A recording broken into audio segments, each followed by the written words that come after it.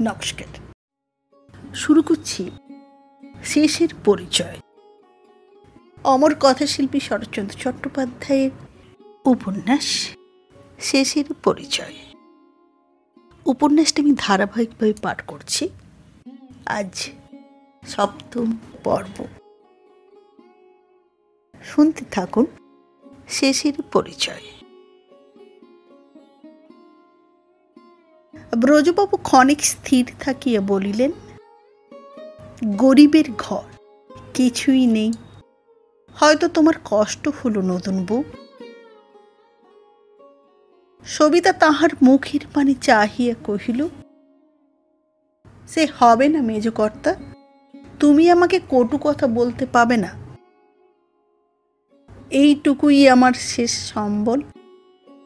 মরণকালে যদি জ্ঞান থাকে তো শুধু এই কথাই তখন ভাবব, আমার মতো স্বামী সংসারে কেউ কখনো পায়নি। ব্রজবাবুর মুখ দিয়ে দীর্ঘ নিঃশ্বাস পড়িল। বলিলেন, তোমার নিজের খাবার কষ্টের কথা বলিনি নতুন বউ, বলছিল আজ এও তোমাকে চোখে দেখতে হলো, কেনই বা এলে? সবিতা কহিলেন, দেখা দরকার মেজকর্তা, নইলে শাস্তি অসম্পূর্ণ থাকত। তোমার গোবিন্দর একদিন সেবা করেছিল, বোধহয় তিনি টেনে এনেছেন, একেবারে পরিত্যাগ করতে পারেননি। বলিতে বলিতে 2 চোখ জলে ভরিয়া আসিল।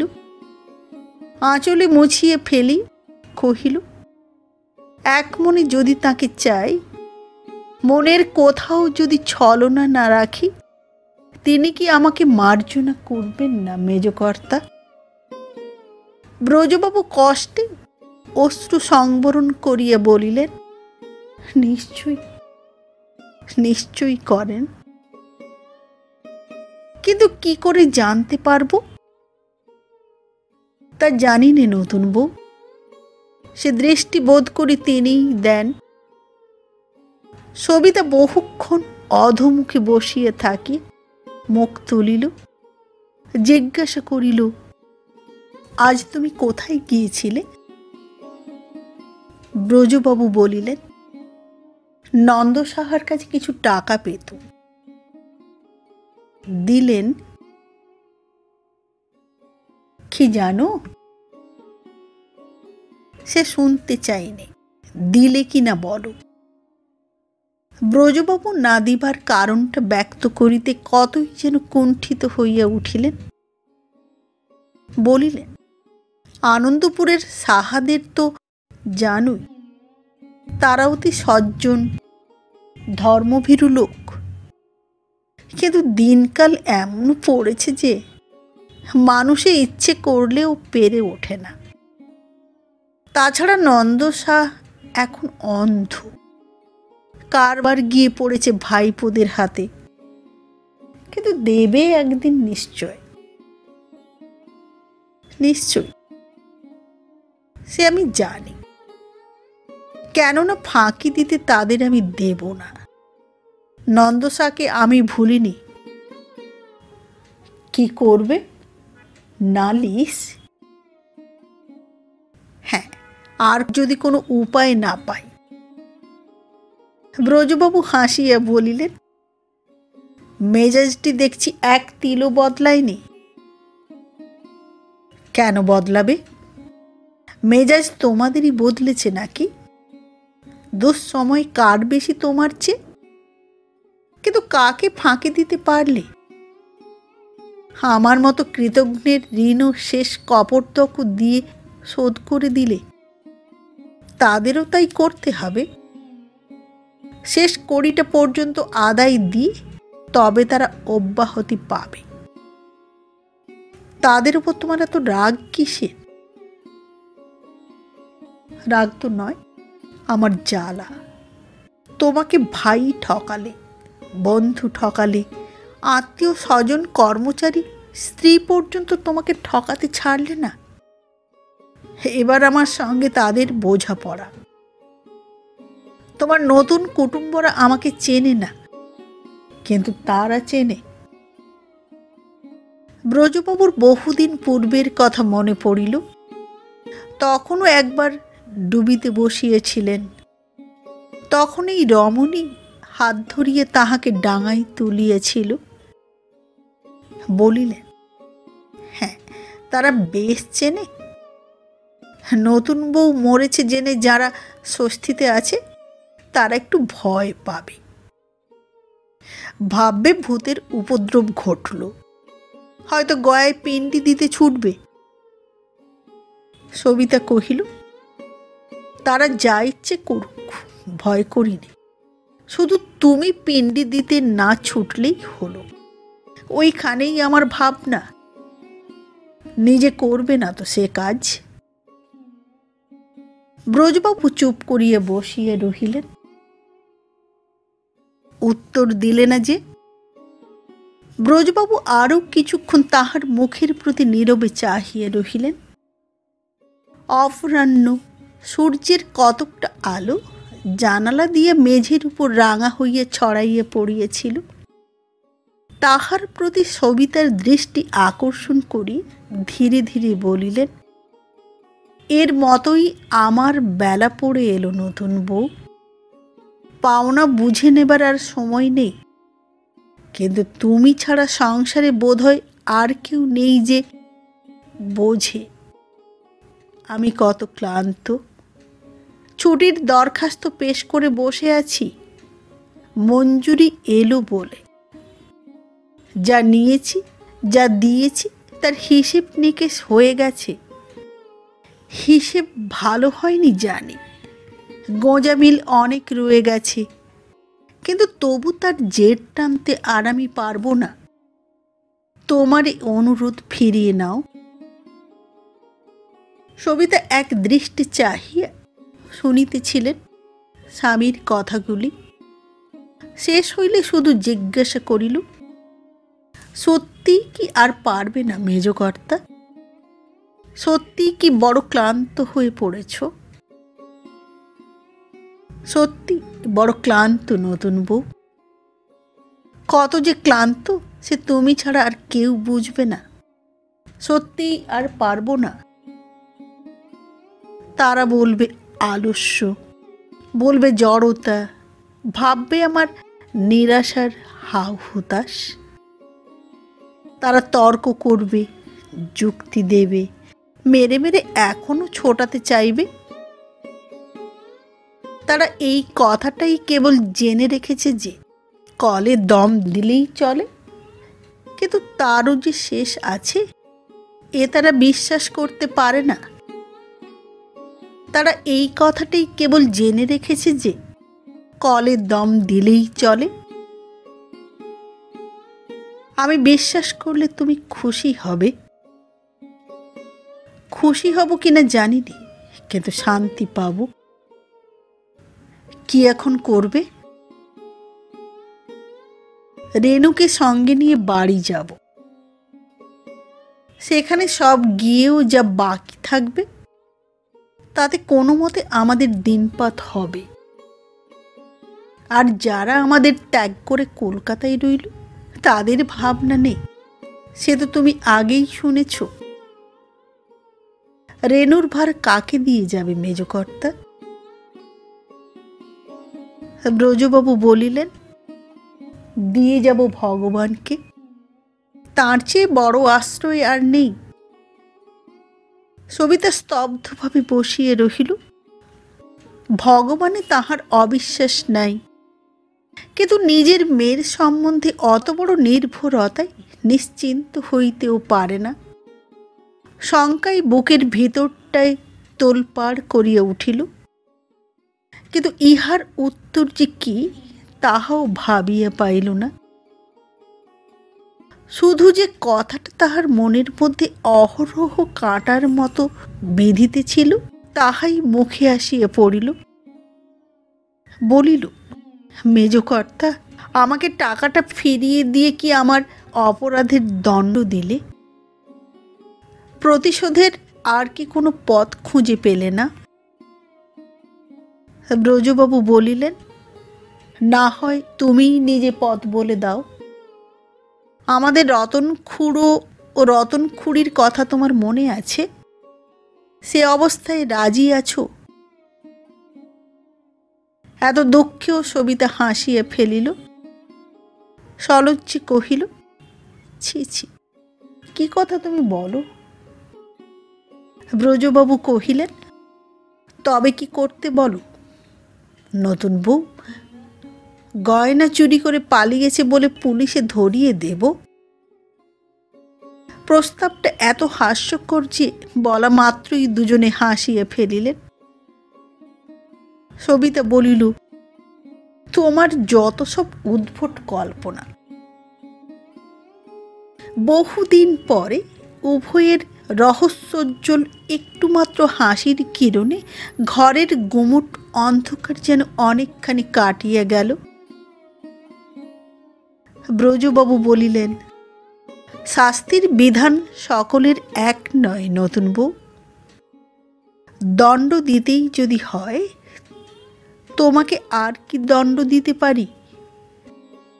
যেদিন রাত্রে তোমার নিজের সংসার পায়ে ঠেলে চলে গেলে, সেদিনই আমি স্থির করেছিলাম, আবার যদি কখনো দেখা হয়, তোমার যা কিছু পড়ে রইল ফিরিয়ে দিয়ে আমি অঋণী হব।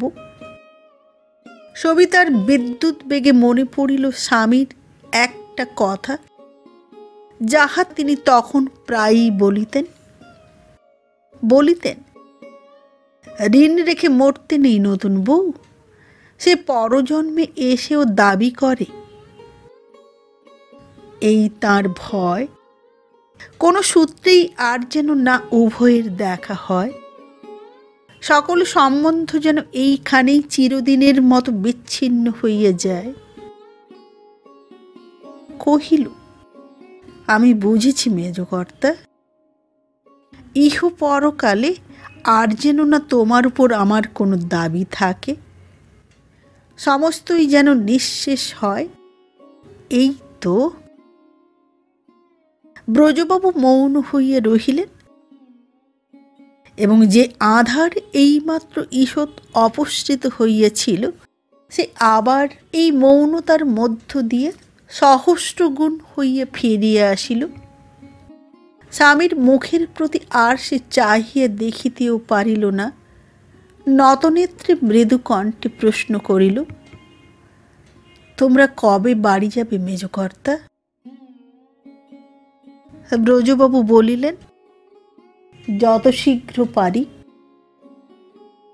এখন যাই তবে।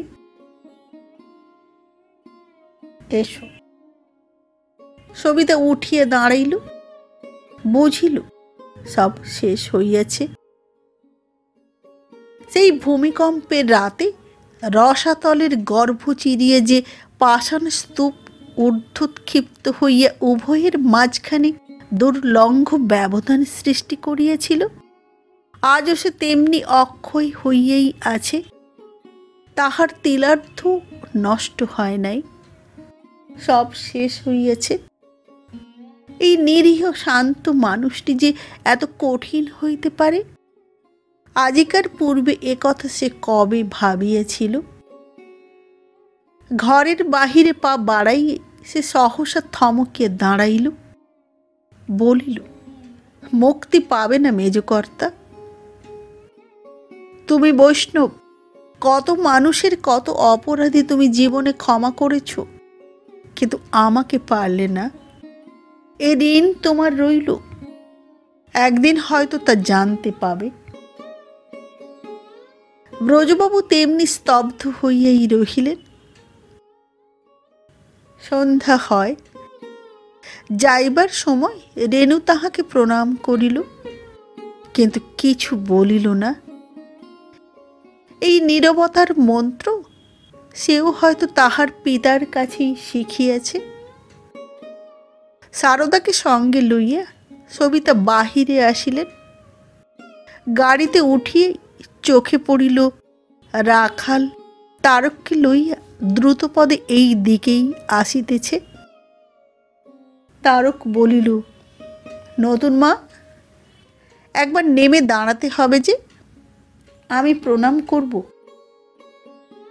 কথা কহা কঠিন। সবিতা ইঙ্গিতে উভয়কে গাড়িতে উঠিতে বলিয়া কোনো মতে শুধু বলিলেন, এসো বাবা, আমার সঙ্গে তোমরা বাড়ি চলো। এসো বাবা। 1 সপ্তাহ পূর্বে রাখাল আসিয়া বলিয়াছিল, নতুন মা, 17 নম্বর বাড়িতে আপনি তো যাবেন না। আজ সন্ধ্যাবেলায় যদি আমার বাসায় একবার পায়ের ধুলো দেন। কেন রাজু? কাকাবাবুর জন্য কিছু ফলমূল কিনে এনেছি। ইচ্ছে তাকে একটু জল খাওয়াই। তিনি রাজি হয়েছেন আসতে। কিন্তু আমাকে কি তিনি ডেকেছেন? তিনি না ডাকুন, আমি তো ডাকছি মা। কাল তারা চলে যাবেন দেশে। বলেছেন গুছিয়ে গাছি তাদের ট্রেনে তুলে দিতে। সবিতা জানিতেন ব্রজবাবু কোথাও কিছু খান না। তাহাকে সম্মত করাইতে রাখালকে অনেক চেষ্টা করিতে হইয়াছে। বোধহয় ভাবিয়াছে এ কৌশলেও যদি আবার দুজনের দেখা হয়। রাখালের আবেদনের উত্তরে সবিতাকে সেদিন অনেক চিন্তা করিতে হইয়াছিল। স্নেহার্ত চক্ষে তাহার প্রতি বহুক্ষণ নীরবে চাহিয়া থাকিয়া অবশেষে বলিয়াছিলেন, না বাবা, আমি যাব না। আমাকে দেখে তিনি শুধু দুঃখই পান, আর দুঃখ দিতে আমি চাইনি। আবার 1 সপ্তাহ গত হইয়াছে। রাখালের মুখে খবর মিলিয়াছে ব্রজবাবু মেয়ে লইয়া দেশে চলিয়া গেছেন। তাহার এ পক্ষের স্ত্রী কন্যা রহিল কলিকাতায় ভাইয়ের তত্ত্বাবধানে। রাখাল বলিয়াছে তাহাদের কোনো শোক নাই, কারণ অর্থ কষ্ট নাই। বাড়ি ভাড়ার আয়ের দিন ভালোই কাটিবে। অলঙ্কারের পুঁজি তো রহিলই। সন্ধ্যার পরে একাকী বসিয়া সবিতা এই কথাগুলাই ভাবিতেছিল। 12 বৎসর ব্যাপী প্রতিদিনের সম্বন্ধ অথচ কত শীঘ্র, কত সহজেই না ঘুচিয়ে যায়। তাহার নিজের কপাল যেদিন ভাঙে সেদিন সকালেও সে জানিত না রাত্রিটাও কাটিবে না। সমস্ত ছাড়িয়া তাহাকে পথে বাহির হইতে হইবে। একান্ত দুঃস্বপ্নেও সে কি কল্পনা করিতে পারিত এত বড় ক্ষতি কাহারও সহে, তবু সহিল তো। আবার সহিল তাহারই। 12 বছর কাটিয়া গেলেও আজও সে তেমনি বাঁচিয়া আছে। তেমনি দিনের পর দিন অবাধে বহিয়া গেল, কোথাও আটক খাইয়া বাঁধিয়া রহিল না। এ বিড়ম্বনা কেন যে ঘটিল সে আজও তাহার কারণ জানে না। যতই ভাবিয়াছে আত্মধিক্কারে জ্বলিয়ে পুড়িয়ে যতদিন নিজের বিচার নিজে করিতে গেছে, ততবারই মনে হইয়াছে ইহার অর্থ নাই, হেতু নাই। ইহার মূল অনুসন্ধান করিতে যাওয়া বৃথা, কিংবা হয়তো এমনি জগৎ। অঘটন এমনি অকারণে ঘটিয়ে জীবন স্রোত আরেক দিকে প্রবাহিত হইয়া যায়। মানুষের মতি, মানুষের বুদ্ধি কোথায় অন্ত হইয়া মরে। নালিশ করিতে গিয়া আসামির তল্লাশ মেলে না। এদিকে রমণীবাবুও আর আসেন না। তিনি আসুন এই ইচ্ছা সবিতা করে না, কিন্তু বিস্মিত হইয়া ভাবে নিষেধ করা মাত্রই সকল সম্বন্ধ সত্যই শেষ হইয়া গেল। নিরবচ্ছিন্ন একত্র বাসের 12টা বৎসর কোনো চিহ্নই কোথাও অবশিষ্ট রাখিল না, নিঃশেষে মুছিয়া দিল। সকল সম্বন্ধ সত্যই শেষ হইয়া গেল। হয়তো এমনি জগৎ। জগৎ এমনি, কিন্তু এখানে আছে শুধুই কি অপচয়, উপচয় কোথাও নাই, কেবলই ক্ষতি। তবে কেন কাছে আসিয়া পড়িল সারদা? তাহার মেয়ের মতো, মায়ের মতো বাড়িতে অনেকগুলি ভাড়াটের মাঝে সেও ছিল একজন। শুধু নাম ছিল জানা, মুখ ছিল চেনা। কখনো দেখা হইয়াছে সিঁড়িতে, কখনো উঠানে, কখনো বা চলন পথে। সসংকোচে সরিয়ে গেছে, চোখে চোখে চাহিতে সাহস করে নাই। অকস্মাৎ কি ব্যাপার ঘটিল, কে দিল তাহার বাসা বাঁধিয়া সবিতার হৃদয়ের অন্তঃস্থলে? কিন্তু এই কি চিরস্থায়ী? কে জানে কবে সে আবার ঘর ভাঙিয়া এমনি সহসা অদৃশ্য হইবে। আরও একজন আসিয়াছেন, তিনি বিমল বাবু। মৃদুভাষী ধীর প্রকৃতির লোক। স্বল্পক্ষণের জন্য আসিয়া প্রত্যহ খবর নিয়ে যান। কোথায় কি প্রয়োজন, হিতাকাঙ্ক্ষার আতিশয্যে উপদেশ দেওয়ার ঘটা নাই। বন্ধুতার আড়ম্বরে বসিয়া গল্প করার আগ্রহ নাই। কৌতূহলের কটুতায় পুঙ্খানুপুঙ্খ প্রশ্ন করার প্রবৃত্তি নাই। দুই চারিটা সাধারণ কথাবার্তার পরেই প্রস্থান করেন। সময় যে তাহার বাঁধা ধরা।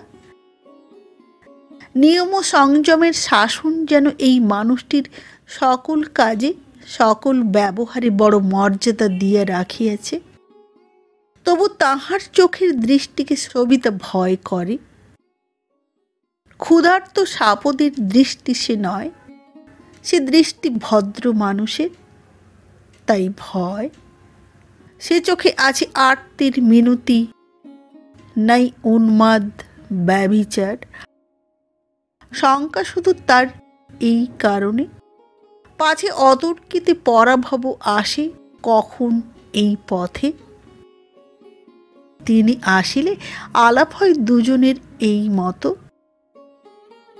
পূবের ঢাকা বারান্দায় একখানা বেতের চৌকি টানিয়ে লইয়া বিমলবাবু বসিয়া বলেন, কেমন আছেন আজ?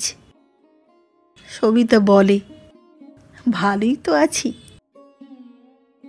কিন্তু ভালো তো দেখাচ্ছে না, যেন শুকনো শুকনো। কই না তো। না বললে শুনবো কেন? খাওয়া দাওয়ার কখনো যত্ন নিচ্ছেন না? অবহেলা করলে শরীর থাকবে কেন? দুদিনেই ভেঙে পড়বে যে। না, ভাঙবে না, শরীর আমার খুব মজবুত। বিমলবাবু উত্তরে অল্প হাসি বলেন, শরীরটা মজবুত হয়েই যেন বালাই হয়ে উঠেছে। এটাকে ভেঙে ফেলাই এখন দরকার, না? সত্যি কিনা বলুন তো? সবিতা কষ্টে অশ্রু সংবরণ করিয়া চুপ করিয়া থাকে। বিমলবাবু বলেন, গাড়িটা পড়ে রয়েছে, মিছিমিছি ড্রাইভারের মাইনে দিচ্ছেন। বিকেলের দিকে একটু বেড়াতে যান না কেন? বেড়াতে আমি তো কোনো কালেই যাইনি বিমলবাবু। শুনিয়া বিমলবাবু পুনরায় একটু হাসিয়া বলেন, তা বটে, বিনা কাজে ঘুরে বেড়ানোর অভ্যেস আমারও নেই।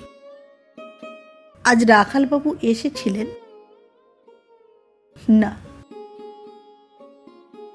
কালও আসেননি তো? না, 4-5 দিন তাকে দেখিনি। হয়তো কোনো বাজে কাজে ব্যস্ত আছে। বাজে কাজে? ওই তার স্বভাব না? হ্যাঁ, ওই ওর স্বভাব। বিনা স্বার্থে পরের বেগার খাটতে ওর জোড়া নেই। বিমলবাবু অন্য মনে কিছুক্ষণ চুপ করিয়ে থাকেন। দূরে সারদাকে দেখা যায়। তিনি হাত নাড়িয়ে কাছে ডাকেন, বলেন, কই আজ আমাকে জল দিলে না মা? তোমার তোমার হাতের জল আর পান না খেলে আমার তৃপ্তি হয় না। সারদা জল ও পান আনিয়ে দেয়।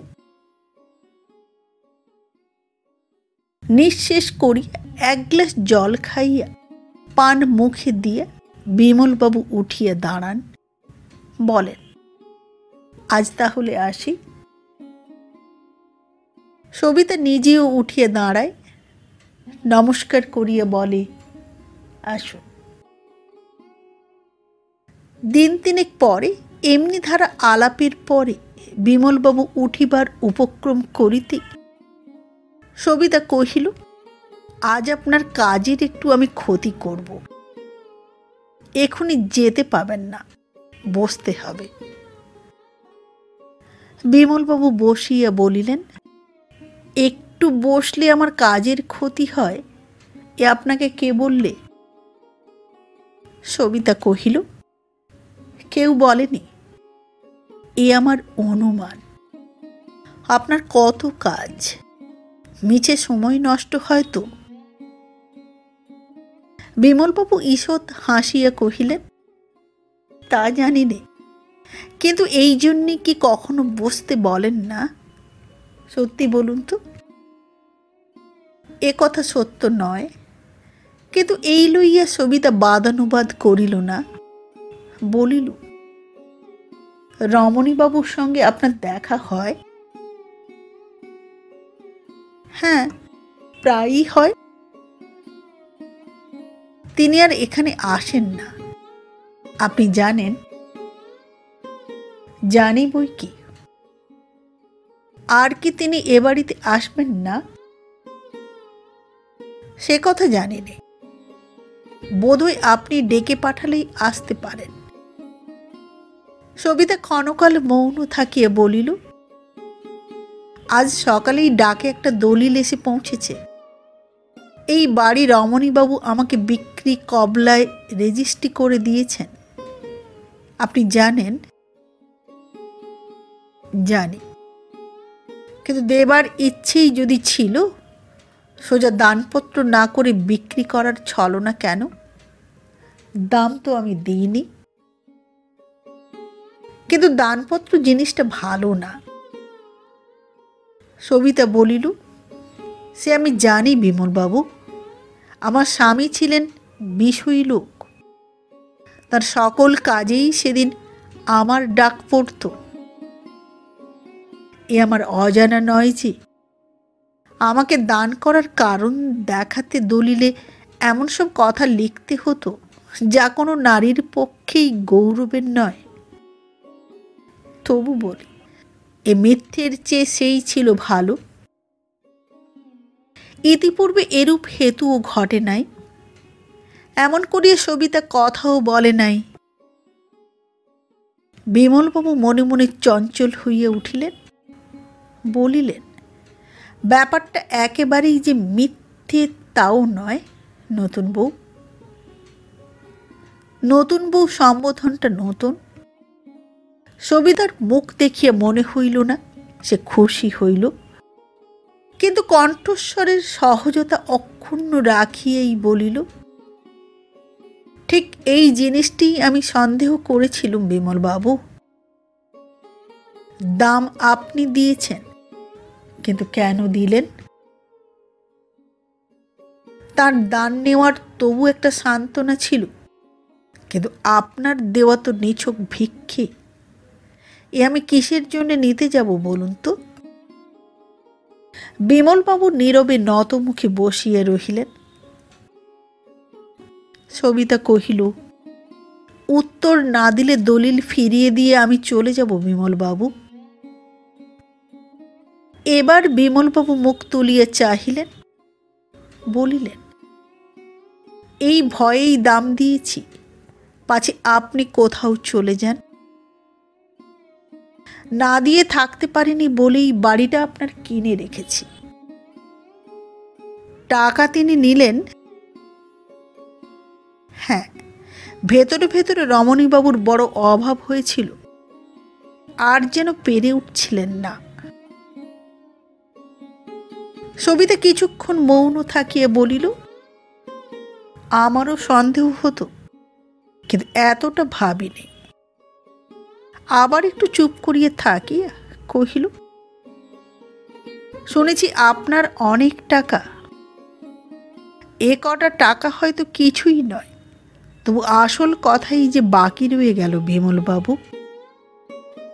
দিতে আপনি পারেন, কিন্তু আমি নেব কি বলে? না, সে হবে না। বারবার চুপ করে জবাব এড়িয়ে গেলে আমি শুনব না। বলুন। বিমলবাবু ধীরে ধীরে বলিলেন, একজন অকৃত্রিম বন্ধুর উপহার বলেও তো নিতে পারেন। সবিতা তাহার মুখের প্রতি দৃষ্টি নিবদ্ধ করিয়া একটু হাসিয়া বলিল, নিলে কৈফিয়তের অভাব হয় না সে আমি জানি। আপনি যে আমার বন্ধু নয় তাও বলিনি, কিন্তু সে কথা যাক। এখানে আর কেউ নেই, শুধু আপনি আর আমি। আমাকে বলতে সংকোচ হয়, এ অধিকার পুরুষের কাছে আমার আর নেই। বলুন তো, এই কি সত্যি? এই কি আপনার মনের কথা? বিমলবাবু মুখ তুলিয়া ক্ষণকাল চাহিয়া রহিলেন, তারপরে বলিলেন, মনের কথা আপনাকে জানাবো কেন? জানিয়ে তো লাভ নেই। লাভ নেই তাও জানেন? হ্যাঁ, তাও জানি। সবিতা নিঃশ্বাস চাপিয়া ফেলিল। এই স্বল্পভাষী শান্ত মানুষটির প্রতিদিনের আচরণ মনে করিয়া তাহার চোখে জল আসিতে চাহিল। তাহাও সংবরণ করিয়া কহিল, আমার জীবনের ইতিহাস জানেন বিমলবাবু? না, জানিনি।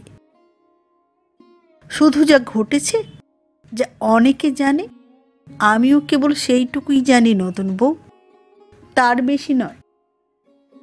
কথাটা শুনিয়া সবিতা যেন চমকিয়া উঠিল।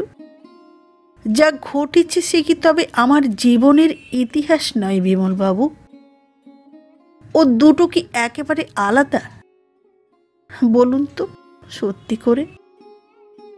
তাহার প্রশ্নের আকুলতায় বিমলবাবু দ্বিধায় পড়িলেন, কিন্তু তখনই নিঃসংকোচে বলিলেন, হ্যাঁ, ও দুটো এক নয় নতুন বউ। অন্তত নিজের জীবনের মধ্যে দিয়ে এই কথাই আজ অসংশয়ে জানতে পেরেছি, ও দুটো এক নয়। ইহার অর্থটা যদিচ স্পষ্ট হইল না, তথাপি কথাটা সবিতাকে অন্তরে গভীর আঘাত করিল। নীরবে মনে মনে বহুক্ষণ আন্দোলন করিয়া শেষে বলিল, শুনেছেন তো, আমি স্বামী ত্যাগ করে রমণীবাবুর কাছে এসেছিলুম, আবার সেদিন তাকেও পরিত্যাগ করেছি। আমি তো ভালো মেয়ে নই, আবার একদিন অন্য পুরুষ গ্রহণ করতে পারি, এ কথা কি আপনার মনে আসে না? বিমলবাবু বলিলেন, না, যদি বা আসতে চেয়েছে তখনই সরিয়ে দিয়েছি। কেন? শুনিয়ে তিনি হাসিয়া বলিলেন, এ হলো ছেলেদের প্রশ্ন। ও এই করেছে, এই করেছে, অতএব ওর এই করা চাই। এর জবাব পাবেন আপনি তাদেরই পড়ার বইয়ে। আমি তার চেয়ে বেশি পড়েছি নতুন বউ। পড়ালে কে? সে তো একজন নয়। ক্লাসে প্রহরে প্রহরে মাস্টার বদল হয়েছে, তাদের কাউকে বা মনে আছে, কাউকে নেই। কিন্তু হেডমাস্টার যিনি আড়ালে থেকে এদের যিনি নিযুক্ত করেছিলেন, তাকে তো দেখিনি। কি করে আপনার কাছে তার নাম করব বলুন তো? সবিতা ক্ষণকাল ভাবিয়া বলিল, আপনি বোধহয় খুব ধার্মিক লোক না বিমলবাবু? বিমলবাবু জিজ্ঞাসা করিলেন, ধার্মিক লোক আপনি কাকে বলেন? আপনার স্বামীর মতো? সবিতা চকিত হইয়া প্রশ্ন করিল, তাকে কি চেনেন? তার সঙ্গে জানাশোনা আছে নাকি? বিমলবাবু তাহার উদ্বেগ লক্ষ্য করিলেন, কিন্তু পূর্বের মতোই শান্ত স্বরে বলিলেন, হ্যাঁ, চেনে। একদিন কোনো মতে কৌতূহল দমন করতে পারলুম না, গেলুম তার কাছে। অনেক চেষ্টায় দেখা মিলল, কথাবার্তা অনেক হলো। না নতুন বউ, ধর্মকে যেভাবে তিনি নিয়েছেন আমি তা নিইনি। যেভাবে বুঝেছেন আমি তা বুঝিনি। ওখানে আমাদের মিল নেই। ধার্মিক লোক আমি নই। আবেগ ও উত্তেজনায় সবিতার বুকের মধ্যে তোলপাড় করিতে লাগিল। এ কথা বুঝিতে তাহার বাকি নাই। সমস্ত কৌতূহলের মূল কারণ সে নিজে। থামিতে পারিল না, জিজ্ঞাসা করিয়া বসিল, এখানে মিল না থাক, কোথাও কি আপনাদের মিল নেই? দুজনের স্বভাব কি সম্পূর্ণ আলাদা? বিমলবাবু বলিলেন, এ উত্তর আপনাকে দেব না। অন্তত দেবার এখনো সময় আসেনি। অন্তত বলুন, এ কথাও কি তখন মনে আসেনি এ মানুষটিকে কেউ ছেড়ে চলে গেল কি করে? বিমলবাবু হাসিয়া বলিলেন, কেউ মানে আপনি তো, কিন্তু ছেড়ে চলে তো আপনি যাননি। সবাই মিলে বাধ্য করেছিল আপনাকে চলে যেতে। এও শুনেছেন? শুনেছি বই কি, সমস্তই সমস্তই শুনেছি। সমস্তই? সবিতার দুই চোখ জলে ভরিয়া আসিল। কহিল, তাদের দোষ আমি দিইনি, তারা ভালোই করেছিল। স্বামীর সংসার অপবিত্র না করে আমার আপনি চলে যাওয়া উচিত ছিল। এই বলিয়া সে আঁচলে চোখ মুছিয়া ফেলিল। একটু পরেই বলিল, কিন্তু এত জেনেও আমাকে ভালোবাসলেন কি করে বলুন তো? ভালোবাসি এ কথা তো আজও বলিনি নতুন বউ। না, বলেননি। বলেননি বলেই তো এ কথা এমন সত্যি করে জানতে পেরেছি বিমলবাবু। কিন্তু মনে ভাবি, সংসারে যে লোক এত দেখেছে, আমার সব কথাই যে শুনেছে, সে আমাকে ভালোবাসলে কি বলে? বয়স হয়েছে, রূপ আর নেই, বাকি যেটুকু আছে তাও দুদিনে শেষ হবে। তাকে ভালোবাসতে পারলে মানুষে কি ভেবে? বিমলবাবু তাহার মুখের পানে চাহিয়া বলিলেন, ভালোবেসেই যদি থাকি নতুন বউ, সে হয়তো সংসারে অনেক দেখেছি বলেই সম্ভব হয়েছে।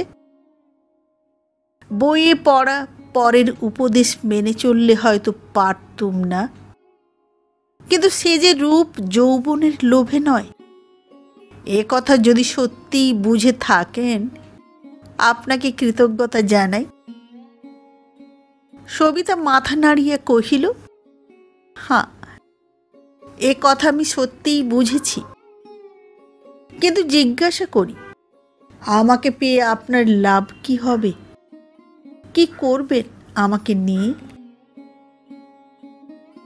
বিমলবাবু উত্তর দিলেন না, শুধু নীরবে চাহিয়া রহিলেন। ক্রমশ সে দৃষ্টি যেন ব্যথায় ভরিয়া আসিল। সবিতা অধীর হইয়া উঠিল। এমনি করে কি শুধু চেয়েই থাকবেন বিমলবাবু? জবাব দেবেন না আমার? জবাব নেই নতুন বউ, শুধু জানি আপনাকে আমি পাব না, পাবার পথ নেই আমার। কেন নেই? কি করে বুঝলেন সে কথা? বুঝেছি অনেক দুঃখ পেয়ে। আমিও নিষ্কলঙ্ক নই নতুন বউ। একদিন অনেক মেয়েকেই আমি জেনেছিলুম, আমিও নিষ্কলঙ্ক নই নতুন বউ। সেদিন ঐশ্বর্যের জোরে এনেছিলুম তাদের ছোট করে, তারা নিজেরাও হয়ে গেল ছোট, আমাকেও করে দিলে তাই। তারা আর নেই, কোথায় কে যে ভেসে গেল আজ খবরও জানি নে। একটু থামিয়া বলিলেন, তখন এ খেলায় নামতে আমার বাধেনি, কিন্তু আজ বাধে পদে পদে। সবিতা শিহরিয়া প্রশ্ন করিল, শুধুই ঐশ্বর্য দিয়ে ভুলিয়েছিলেন তাদের, কাউকে ভালোবাসেননি? বিমলবাবু বলিলেন, বেসেছিলুম বই কি, একজন আপনার মতোই গৃহ ছেড়ে কাছে এসেছিল, কিন্তু খেলা ভাঙল, তাকে রাখতে পারলুম না। দোষ তাকে দিই নে, কিন্তু আজ আর আমার বুঝতে বাকি নেই, ভালোবাসার ধনকে ছোট করে ধরে রাখা যায় না, তাকে হারাতেই হয়। সেদিন রমণী বাবুকেও তো এমনি হারাতে দেখলুম। সবিতা প্রশ্ন করিল, এই কি আপনার ভয়? বিমলবাবু বলিলেন, ভয় নয় নতুন বউ, এখন এই আমার ব্রত, এর থেকে বিচ্যুত না হই এই আমার সাধনা। আপনার মেয়েকে দেখেছি, আপনার স্বামীকে দেখে এসেছি, কি করে সমস্ত দিয়ে ঋণ সুধে তিনি চলে গেছেন তাও জেনেছি। শুনতে আমার বাকি কিছু নেই। এরপরে আপনাকে পাবো আমি কি দিয়ে? দরজে বন্ধ। জানি ছোট করে আপনাকে আমি কোনো দিন নিতে পারবো না, আবার তার চেয়েও বেশি জানি যে ছোট না করেও আপনাকে পাবার আমার এতটুকু পথ খোলা নেই। তাই তো বলেছিলুম নতুন বউ, নিন আমাকে আপনার অকৃত্রিম বন্ধু বলে। এই বাড়িটা সেই বন্ধুর দেওয়া উপহার, এ আপনাকে ছোট করার কৌশল নয়। সবিতা নতমুখে নীরবে বসিয়া রহিল। কত কথাই যে তাহার মনের মধ্যে ভাসিয়া গেল তাহার নির্দেশ নাই। শেষে মুখ তুলিয়া কহিল, এ বন্ধুত্ব কতদিন স্থির থাকবে বিমলবাবু? এ মিথ্যের আবরণ টিকবে কেন? নরনারীর মূল সম্বন্ধে একদিন যে আমাদের টেনে নামাবেই, সে থামাবে কে? বিমলবাবু বলিলেন, আমি থামাবো নতুন বউ, আপনার অপেক্ষা করে থাকব, কিন্তু মন ভোলাবার আয়োজন করব না। যদি কখনো নিজের পরিচয় পান, আমার মতো দুচোখ চেয়ে দৃষ্টি যদি কখনো বদলায়, কাছে আমাকে ডাকবেন। বেঁচে যদি থাকি ছুটে আসব, ছোট করে নেবার জন্যে নয়, আসব মাথায় তুলে নিতে। সবিতার চোখ ছলছল করিতে লাগিল। কহিল, আপন পরিচয় পেতে আর বাকি নেই বিমলবাবু। চোখের এ দৃষ্টি আর ইহজীবনে বদলাবে না। শুধু আশীর্বাদ করুন যে দুঃখ নিজে ডেকে এনেছি তা যেন সইতে পারি। বিমলবাবুর চোখ সজল হইয়া উঠিল। বলিলেন, দুঃখ কে দেয়, কোথা দিয়ে সে আসে আমি আজও জানি নে। তাই তোমার অপরাধের বিচার করতে আমি বসবো না। শুধু প্রার্থনা করব, যেমন করেই এসে থাক, এ দুঃখ যেন তোমার চিরস্থায়ী না হয়। কিন্তু চিরস্থায়ী তো হয়ে রইল, তাও জানি নে নতুন বউ। আমার আশা, সংসারে আজও তোমার জানতে কিছু বাকি আছে, আজও তোমার সকল দেখাই এখানে শেষ হয়ে যায়নি। আশীর্বাদ তোমাকে যদি করতেই হয়, এই আশীর্বাদ করি, সেদিন যেন তুমি সহজেই এর একটা কুল দেখতে পাও। সবিতা উত্তর দিল না। আবার দুজনের বহুক্ষণ নিঃশব্দে কাটিল। মুখ যখন সে তুলিল, তখন উজ্জ্বল দীপালোকে স্পষ্ট দেখা গেল তাহার চোখের পাতা দুটি ভিজি ভারী হইয়া উঠিয়াছে। মৃদু কণ্ঠে কহিল, তারক বর্ধমানের কোনো একটা গ্রামে মাস্টারি করে, সে আমাকে ডেকেছে, যাব দিন কতক তার কাছে। যাও।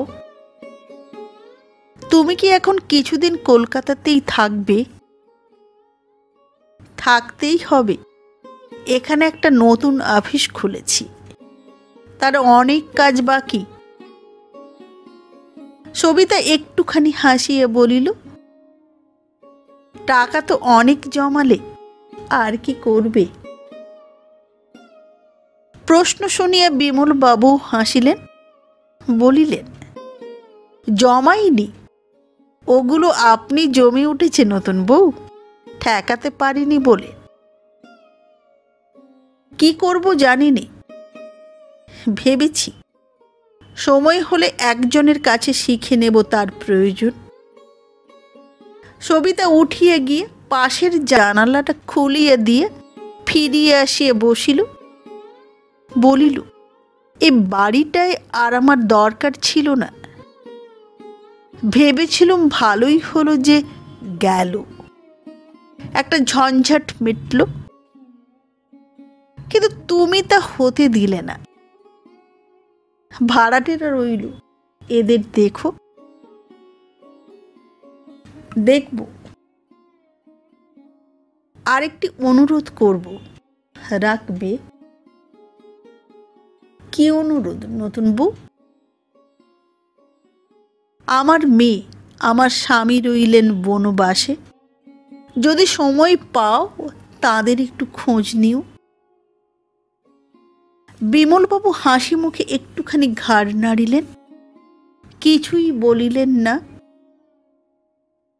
ইহার কি যে অর্থ সবিতা ঠিক বুঝিল না, কিন্তু বুকের মধ্যে যেন আনন্দের ঝড় বহিয়া গেল।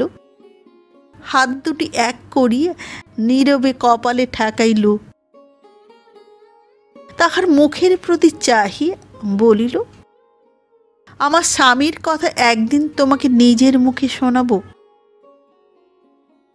সে শুধু আমিই জানি, আর কেউ না। কিন্তু জিজ্ঞাসা করি তোমাকে, আমি বাপের বাড়িতে যখন ছোট ছিলাম তখন কেন আসনি বলো তো? বিমলবাবু হাসিয়া বলিলেন, তার কারণ আমাকে আজকে যিনি পাঠিয়েছেন সেদিন তার খেয়াল ছিল না। সেই ভুলের মাসুল জোগাতে আমাদের প্রাণান্ত হয়, কিন্তু এমনি করেই বোধ করি সে বুড়োর বিচিত্র খেলার রস জমে ওঠে। কখনো দেখা পেলে দুজনে নালিশ রুজু করে দেব, কি বলো? দূরে সারদাকে বার কয়েক যাতায়াত করিতে দেখিয়ে কাছে ডাকিয়া বলিলেন, তোমার মায়ের খাবার দেরি হয়ে গেছে না মা, উঠতে হবে। সারদা ভারী অপ্রতিভ হইয়া বারবার প্রতিবাদ করিয়া বলিতে লাগিল, না না না, কখনো না, দেরি হয়ে গেছে আপনার, আপনাকে আজ খেয়ে যেতে হবে। বিমলবাবু হাসিয়া দাঁড়াইলেন, বলিলেন, তোমার এই কথাটি কেবল রাখতে পারবো না মা, আমাকে না খেয়েই যেতে হবে, চলল। সবিতা উঠিয়া দাঁড়াইয়া নমস্কার করিল, কিন্তু সারদার অনুরোধে যোগ দিল না। বিমলবাবু প্রত্যহের মতো আজও প্রতি নমস্কার করিয়া ধীরে ধীরে নিচে নামিয়া গেলেন। রমণীবাবু আর আসেন না, হয়তো ছাড়াছাড়ি হইল। দুজনের মাঝখানে অকস্মাৎ কি যে ঘটিল ভাড়াটিরা ভাবিয়া পায় না। আড়াল হইতে চাহিয়া দেখে সবিতার শান্ত বিষণ্ণ মুখ। পূর্বের তুলনায় কত না প্রভেদ। জ্যৈষ্ঠের শূন্যময় আকাশ আষাঢ়ের সজল মেঘভারে যেন নত হইয়া তাহাদের কাছে আসিয়াছে। তেমনি লতা পাতায় তৃণপুষ্পে গাছে গাছে লাগিয়াছে অশ্রু বাষ্পের সকরুণ স্নিগ্ধতা। তেমনি জলে স্থলে গগনে পবনে সর্বত্র দেখা দিয়েছে তাহার গোপন বেদনার স্তব্ধ ইঙ্গিত। কথায় আচরণে উগ্রতা ছিল না তার কোনো দিনই। তথাপি কিসের একটা অজানিত ব্যবধানে এতদিন কেবলই রাখিত তাকে দূরে দূরে। এখন সেই দূরত্ব মুছিয়া গিয়ে তাহাকে টানিয়াছে সকলের বুকের কাছে। বাড়ির মেয়েরা এই কথাটাই বলিতেছিল সেদিন শারদাকে। ভাবিয়াছে বুঝি বিচ্ছেদের দুঃখই তাহাকে এমন করিয়া বদলাইয়াছে। রমণীবাবু মোটের উপর ছিলেন ভালো মানুষ লোক, থাকিতেন পরের মতো, কাহারও ভালোতেও না মন্দতেও না। মাঝে মাঝে ভাড়া বাড়ানোর প্রয়োজনীয়তা ঘোষণা করা ভিন্ন অন্য অসদাচরণ করেন নাই। তাহার চলিয়া যাওয়াটা লাগিয়াছে অনেককেই। তবু ভাবে সেই যাওয়ার কলঙ্কিত পথে নতুন মার সকল কালি যদি এতদিনে ধুইয়া যায় তো শোকের পরিবর্তে তাহারা উল্লাস বোধই করিবে। এ যেন তাহাদের গ্লানি ঘুচিয়া নিজেরাই নির্মল হইয়া বাঁচিল। কেবল একটা ভয় ছিল, তিনি নিজে না থাকিলে তাহারাই বা দাঁড়াইবে কোথায়। আজ শারদা এই বিষয় তাহাদের নিশ্চিন্ত করিল। বলিল, পিসিমা, বাড়িটার একটা ব্যবস্থা হলো। মা বলে দিলেন, তোমাদের কোথাও বাসা খুঁজতে হবে না, বাড়িটার একটা ব্যবস্থা হলো। পিসিমা, তোমরা যেমন আছো তেমনি থাকো। তবে বুঝি মা আর কোথাও যাবেন না শারদা? যাবেন, কিন্তু আবার ফিরে আসবেন। বাড়ি ছেড়ে কোথাও বেশি দিন থাকবেন না বললেন। আনন্দে পিসিমার চোখে জল আসিয়া পড়িল। শারদাকে আশীর্বাদ করিয়া তিনি এই সুসংবাদ অন্য সকলকে দিতে গেলেন। প্রতিদিন বিমলবাবু বিদায় লইবার পরে সবিতা আসিয়া তাহার পূজার ঘরে প্রবেশ করে। পূর্বে তাহার আহ্নিক শাড়িতে বেশি সময় লাগিত না, কিন্তু এখন লাগে 2-3 ঘন্টা করে। কোনোদিন বা রাত্রি 10টা বাজে, কোনোদিন বা 11টা। এই সময়টায় শারদার ছুটি। সে নিচে নামিয়ে নিজের গৃহকর্ম সারে। আজ ঘরে ঢুকিয়ে দেখিল রাখাল বিছানায় বসিয়া প্রদীপের আলোকে তাহার খাতাখানা পড়িতেছে। জিজ্ঞাসা করিল, কখন এলেন? তারপরে কুণ্ঠিতভাবে কহিল, না জানি কত ভুলচুকি হয়েছে না। রাখাল মুখ তুলিয়া বলিল, হলেও ভুলচুক শুধরে নিতে পারবো, কিন্তু লেখাটা তো কিছুই এগোয়নি দেখছি। না, সময় পাইনি যে। পাও না কেন? কি করে পাবো বলুন? মায়ের সব কাজ আমাকেই করতে হয় যে। নতুন মার দাসী চাকরের অভাব নেই। তাকে বলো না কেন তোমারও সময়ের দরকার। তোমারও কাজ আছে। এ কিন্তু ভারী অন্যায় সারদা। রাখালের কণ্ঠস্বরে তিরস্কারের আভাস ছিল, কিন্তু সারদার মুখ দেখিয়া মনে হইল না যে সে কিছুমাত্র লজ্জা পাইয়াছে। বলিল, আপনারই কি কম অন্যায় দেবতা? ভিক্ষের দান ঢাকতে অকাজের বোঝা চাপিয়েছেন আমার ঘাড়ে। পরকে অকারণ পীড়ন করলে নিজের হয় জ্বর, ঘরের মধ্যে একলা পড়ে ভুগতে হয়, সেবা করার লোক জোটে না। এত রোগা দেখছি কেন বলুন তো? রাখাল বলিল, রোগা নই, বেশ আছি, কিন্তু লেখাটা হঠাৎ অকাজ হয়ে উঠল কিসে? সারদা বলিল, অকাজ নয় তো কি? হলো জ্বর, তাও ঢাকতে হলো হয়নি বলে। এমনি দশা। ভালো, ওটা লিখেই না হয় দিলুম, কিন্তু কি কাজে আপনার লাগবে শুনি? কাজে লাগবে না? তুমি বলো কি সারদা? সারদা কহিল, এই বলছি যে এসব কিছু কাজে লাগবে না। আর যদিই বা লাগে আমার কি? মরতে আমাকে আপনি দেননি, এখন বাঁচিয়ে রাখার গরজ আপনার। এক ছত্র আর আমি লিখব না। রাখাল হাসিয়া বলিল, লিখবে না তো আমার ধার শোধ দেবে কি করে? ধার শোধ দেব না, ঋণী হয়েই থাকব। রাখালের ইচ্ছে করিল তাহার হাতটা নিজের মধ্যে টানিয়ে লইয়া বলে, তাই থেকো, কিন্তু সাহস করিল না। বরঞ্চ একটুখানি গম্ভীর হইয়াই বলিল, যেটুকু লিখেছ তার থেকে কি বুঝতে পারো না ওগুলোর সত্যিই দরকার আছে? সারদা বলিল, দরকার আছে শুধু আমাকে হয়রান করার, আর কিছু না। কেবল কতকগুলো রামায়ণ মহাভারতের কথা এখান সেখান থেকে নেওয়া, ঠিক যেন যাত্রা দলের বক্তৃতা। ওসব কিসের জন্য লিখতে যাব?